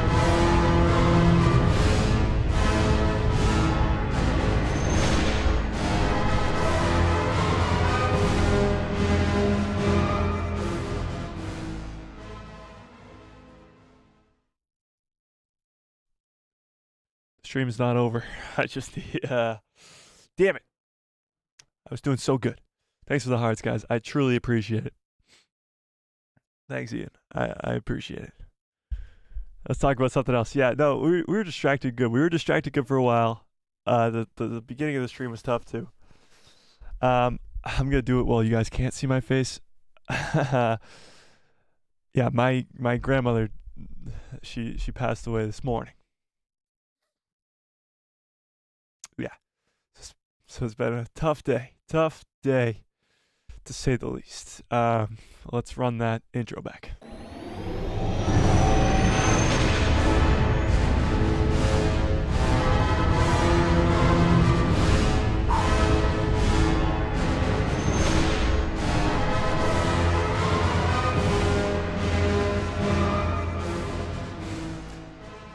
Damn. Oh, I was doing so good. I blame you, Joe. I blame you. I blame you, Joe. Damn it. I was doing so good, guys. We've been going for an hour and a half. I was doing so good. I do appreciate it, guys. I really appreciate the hearts. I do truly appreciate it. Yeah. Yeah. Yeah. Yeah, it's on you, Joe. It's on you, Joe. No, you're all good. You're all good for sure. I appreciate it, guys. I appreciate it. I appreciate it.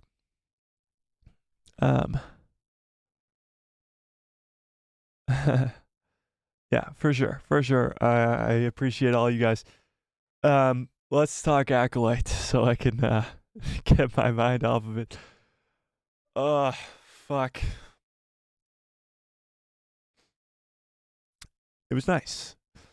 It was nice. The first hour of this stream, I lost my mind to some haters. I went crazy and got my mind off things, you know? No need to hide behind my emotion. I'm not hiding, for sure. Yeah, we went through it all. We went through it all.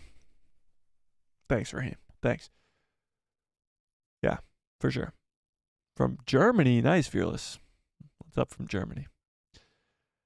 Getting back to this sexy motherfucker. Yeah,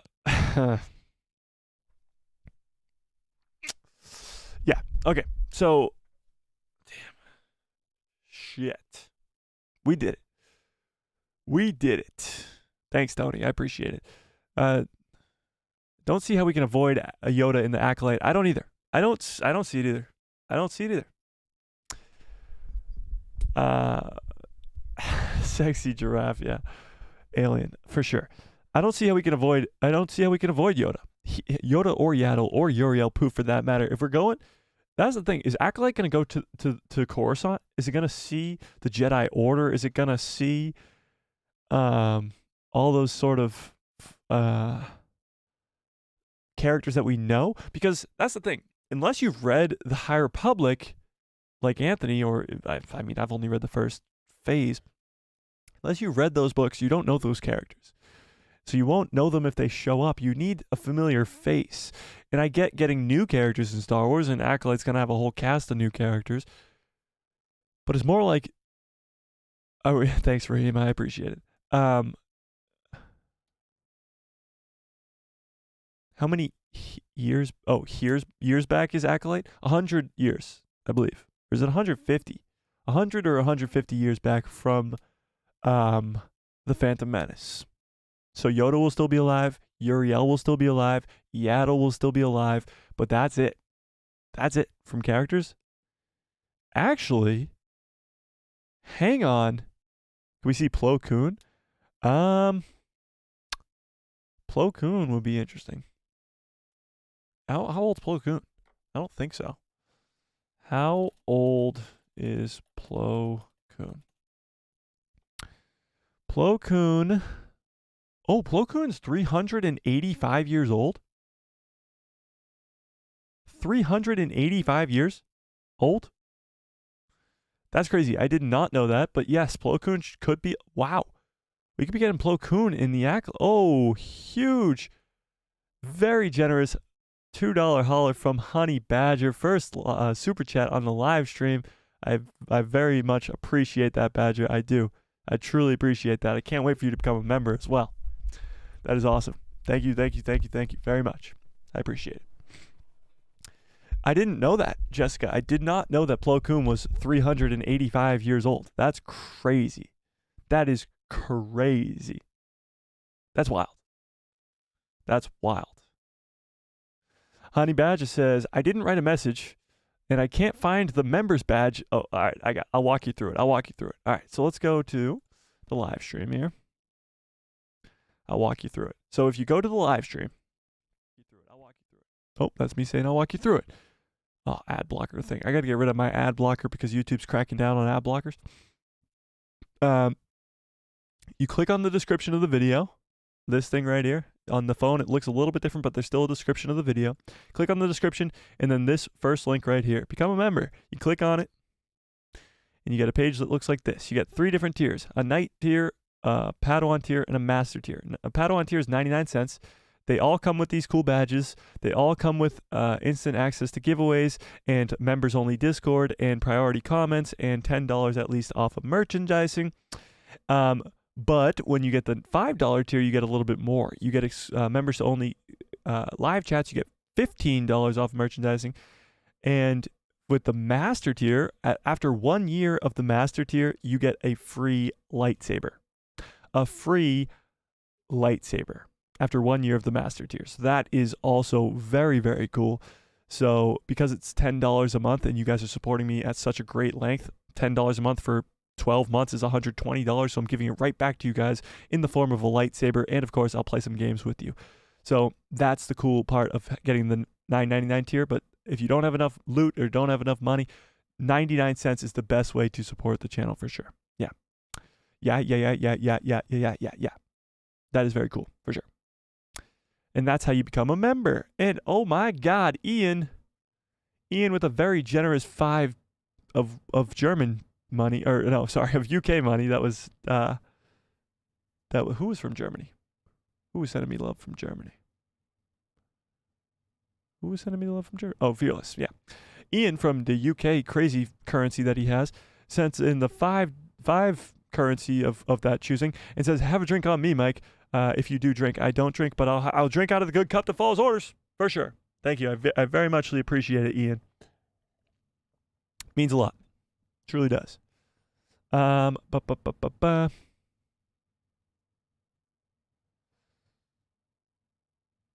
pal Joe says, does this take place around the same time as first Mando Jedi? Forgot his name. Something Vizsla?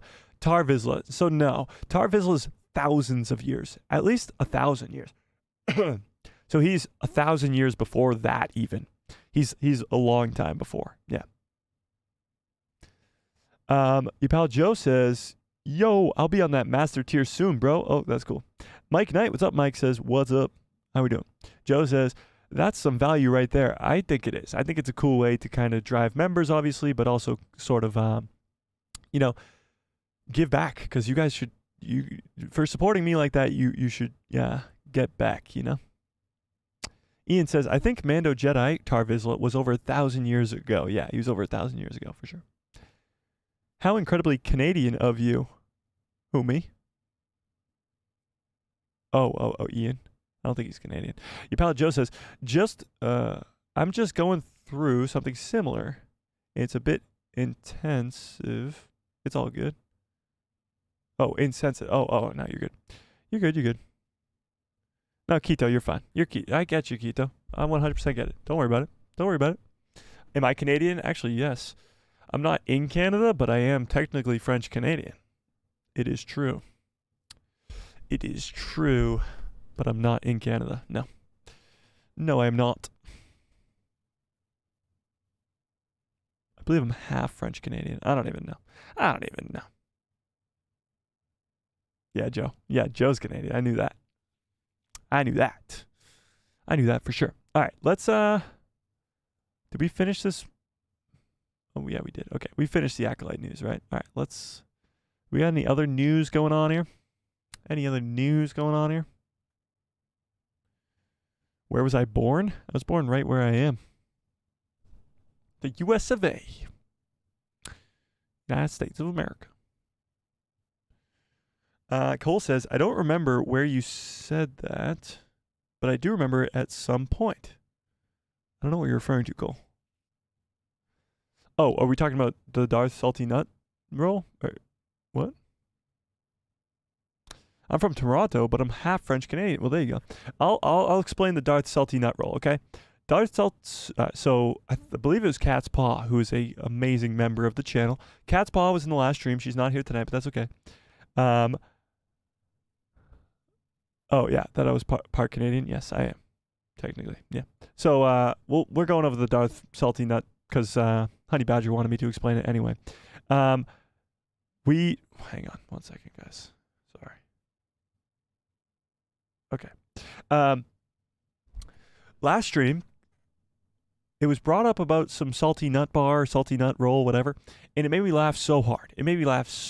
For like 20 minutes. I was dying laughing about the salty nut bar, and I was like, what the hell is that? And apparently it's a thing. It's a thing. Nature Valley makes these bars that are called salty nut bars. And it just I got dubbed Darth Salty Nut Roll, okay? It's a salty nut roll. I don't understand, but it's a salty nut roll, okay? Your pal Joe says it was an unreal stream. I was laughing at Mike laughing. Yeah, yeah. It was a great stream on Tuesday. Getting to dress up and kind of enjoy Halloween was a blast. It was really cool. It was a fun stream for sure. We had a small stream, but just a few guys here. Like I think 9 at most were here at the same time. But it was a fun stream for sure. Fun stream for sure. Yeah, it was a great stream.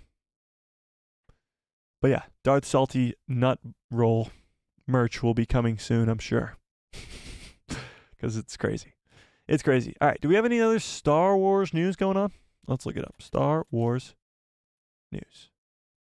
Can't believe that Outlaws delay kind of went over our heads. It's crazy.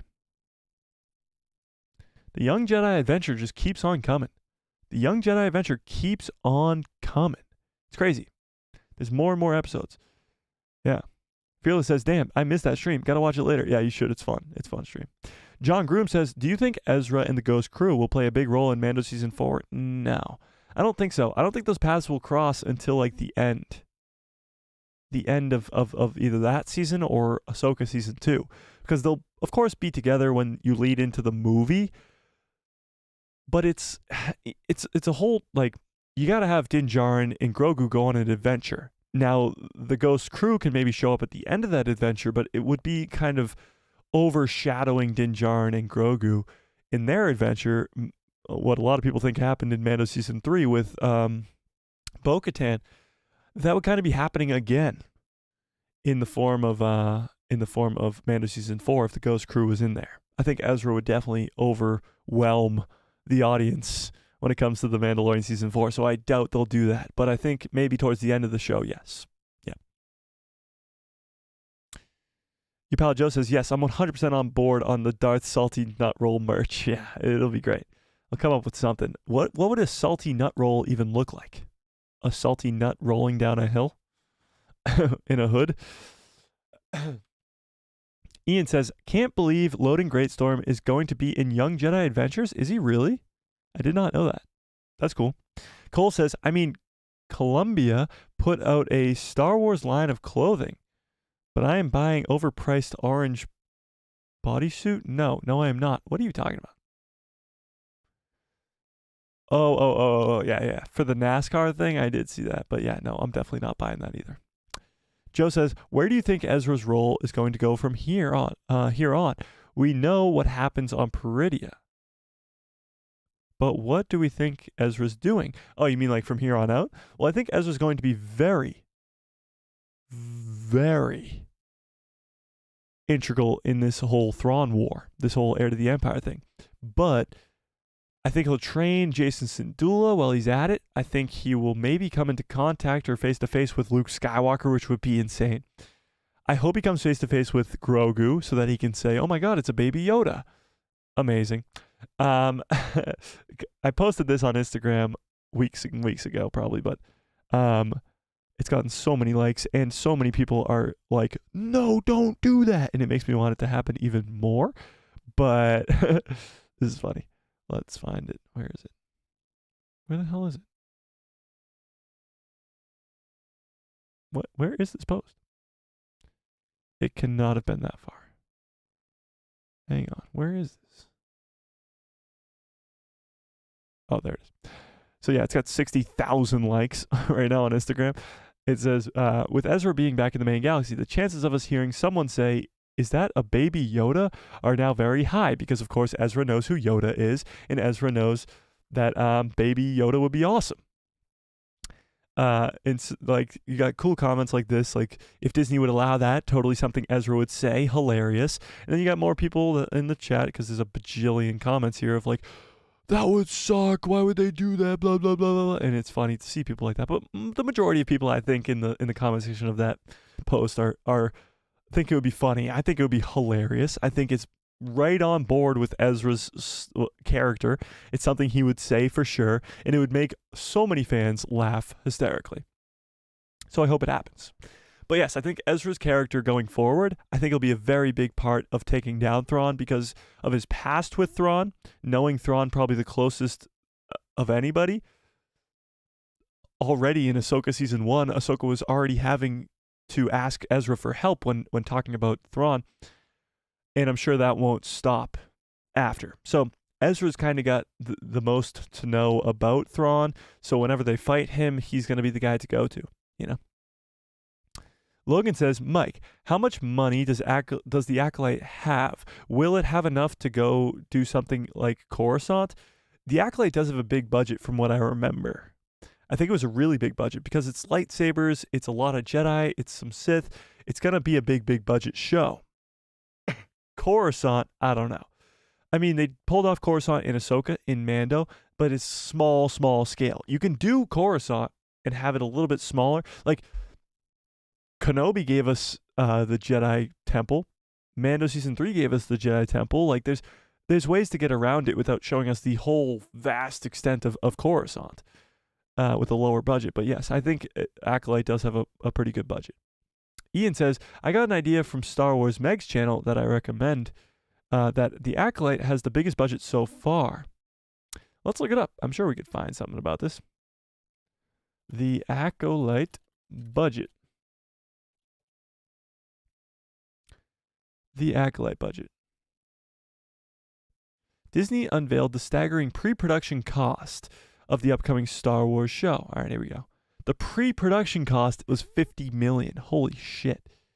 That's just for pre-production, guys. That's crazy. All right, let's read this. So this article comes from CBR, and it's from July of this year. So this is from a few months ago. This is crazy. All right, perfect. Per Forbes, the ambitious project is set before the events of the main Star Wars galaxy, blah, blah, blah, blah, blah, blah, blah. We know that. Okay, so comparing numbers, the Acolyte outspent the 2016 blockbuster Rogue One by $5.5 million. The hit Star Wars streaming series Andor, shot during the height of the pandemic, incurring 38% higher pre-production costs due to the COVID protocols, blah, blah, blah. The budget adjustments, blah, blah, blah, blah, blah. So, surprisingly, the pre-production expenses for the main Skywalker saga film, The Last Jedi, were not significantly higher than The Acolyte. So this is just talking about pre-production. So the pre-production of The Acolyte is as big as Rogue One and almost as big as The Last Jedi. So it's got a pre-production budget of a literal full-on mainstream movie.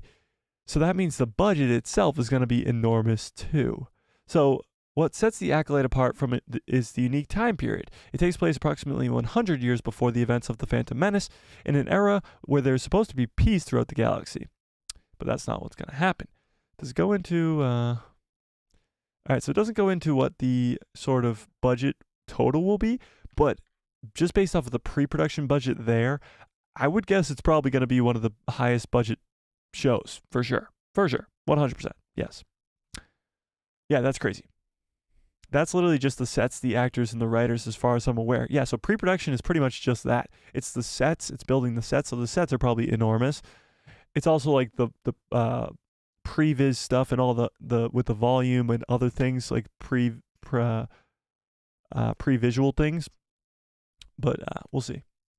This show will be on Andor quality. Yeah, I think it will. I think it'll be on the quality of Andor, for sure, like the visual-wise, which will be awesome, because it'll be quality of Andor, but also have Jedi and the Force and the Sith, and be a very, very cool thing. But with more lightsabers. Yeah, exactly, Keto. On the money. Right on the money. Cole says, my guess is that with Disney involved, budget will not be an issue. Well, you would think that, but Disney has given budget issues before. If Mando Season 4 will be primarily Mando and Grogu, then will it just be random adventures or lore-based stories? Good question, John. I think it'll be more about Thrawn taking over. It'll be about Mando and Grogu and working with the New Republic and taking down remnant of the Empire. But I think it will involve Thrawn in a big, big way. I don't think the connection to the Ghost Crew will happen till later on in the season, if not later on in the story. But I think it will involve Thrawn, so it will be a mainstream adventure. It won't be just random offshoot stories. Yeah. That excites me for future seasons of Star Wars television with a greater scale. It does for me too. If Acolyte's getting this huge scale and Ahsoka Season 2 is now going to Pinewood, like, we're talking about bigger and bigger and bigger and better. The more and more we get going here with some stuff. Yeah. Andor with a cooler story. Yeah, pretty much. Oh, there it is. Yeah, pretty much. 100%. That's kind of what it is. Yeah. Yeah. Got any other news going on here? I don't think so.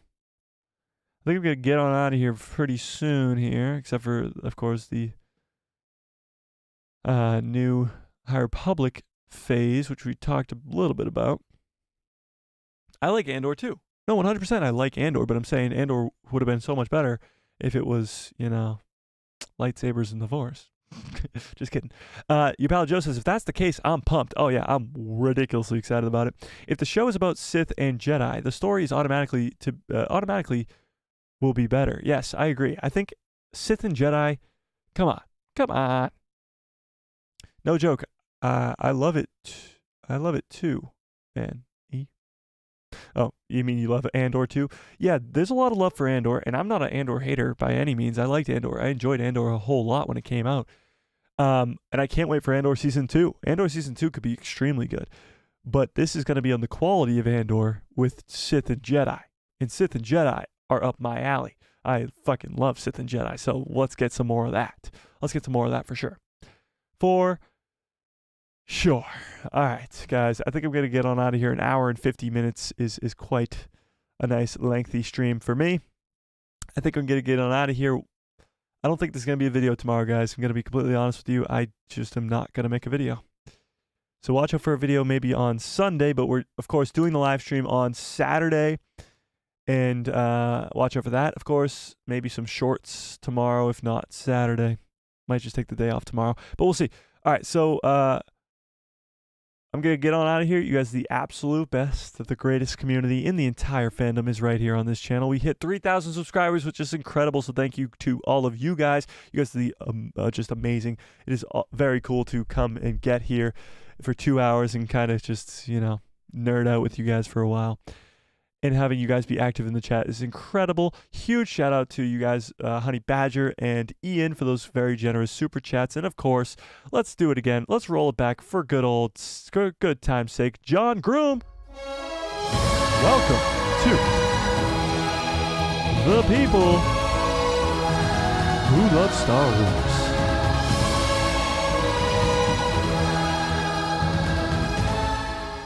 Oh yeah.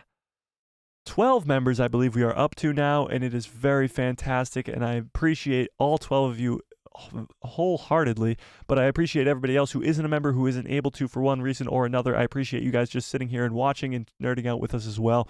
It is very, very generous of you to spend your time with me. It ain't no party like a Bespin party. I agree with that. Ian, for sure. For sure. Much love to all of you guys. You guys are the absolute best. I'm going to get on out of here. Smash a like on this video. How many likes we got on the video? I swear to God, guys, if we don't have a lot of likes on this video, I'm going to lose it. Oh, we got plenty of likes. You guys are the best.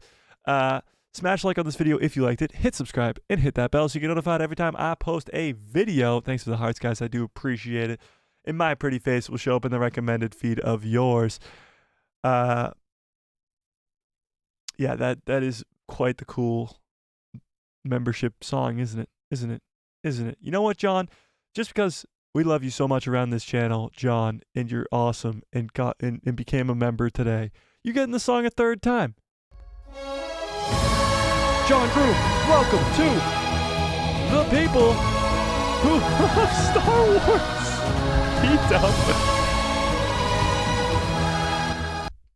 Keto, I appreciate it so much. Very generous $5 hauler. And let me can I pull this up here? Oh shit, hang on.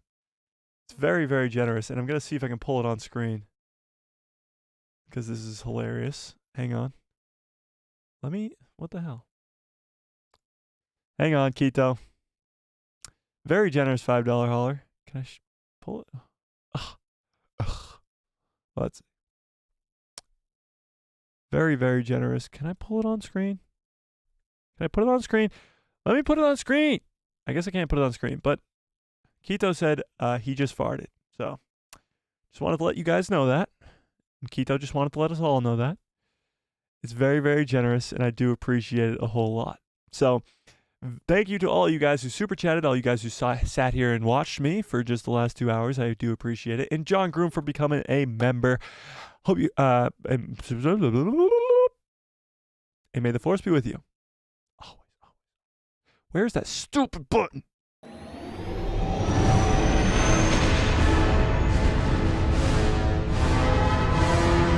What a great stream.